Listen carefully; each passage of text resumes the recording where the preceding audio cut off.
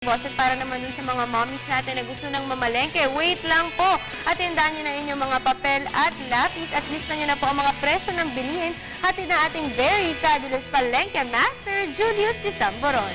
Morning mga boss, nandito po tayo ngayon sa Balintawak Market sa Quezon City. At ngayon pong araw ay araw po ngayon ng Huwebes, ika-11 sa buwan ng Hulyo taong 2013. Abay, napakasarap po mamili dito po sa may area na Cloverleaf. Abay, tingnan natin ngayon ito mga presyo ng ating po mga meat, na ating po mga baboy. Tingnan natin kung mga nagmahal na nga ba ito po mga presyo natin ngayon. Nakikita nyo po ngayon na talagang sariwang-sariwa ito po mga presyo natin ngayong umaga na ito. Na talagang kasabay na isang magandang sikat ng araw. Abay, ito mga sariwang-sariwang mga presyo na ating mga baboy at mga karne. Yan, magandang umaga po. Magandang umaga naman. Po. Kambal na lang, pangalan ko. Ayan, Kuya Kambal, abay, tanong natin kung magkano yung mga presyo. Ano ba yung parang hinihiwa mo ngayon? Bungo, bungo. Oo, nasa magkano yung ganyan? 80. 80, mura na ba yan? Napakamura. Napakamura. Ito, ano po bang parte ito? Pork chop, Pork chop. Magkano ang pork chop? 170. 170. Tapos ito, yung mga, ano to, anong part po yan? Pork chop, Pork chop. kasin, Magkano yung kasim?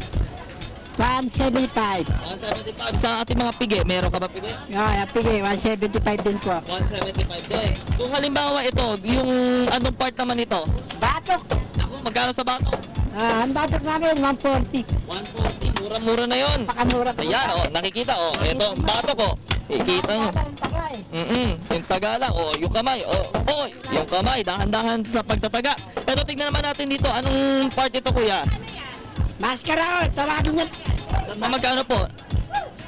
130. 130. Ano pa yung mga iba pang part ng ating mga karne dito kayo? Itong mga malalaman na yan. Pigi, 170. Mga ganyan. Oo, Yung ataya, 120. Magkano na tayo? Atay, 120. 120. Tapos yung ating yung mga nakasabit doon sa likod. Yan na po rin yun, 170. Yung giniling natin, sa magkano?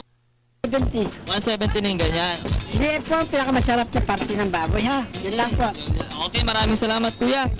Okay. Tingnan naman natin dito mga boss, dito sa may area na ito. Sa may area po yan ng Balintawak. Pagpasok lamang po ninyo ngayon, dito po sa mismong EDSA, makikita ninyo ngayon yung ito mga tindahan at napakaraming mga stall.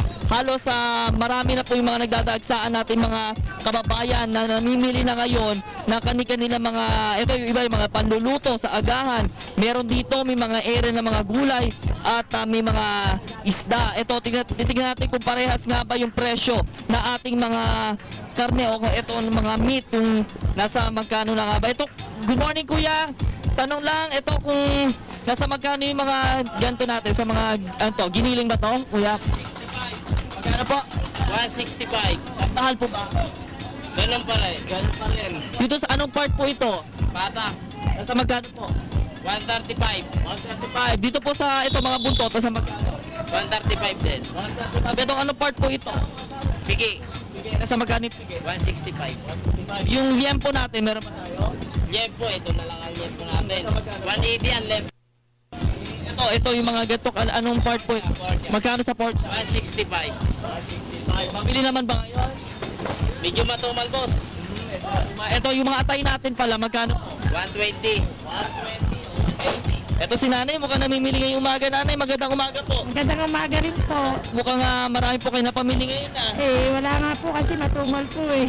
Ano po bang lulutuin natin ngayon? Barbecue lang po. Barbecue? Po ng baboy. Yan, masarap naman po kayo. Opo.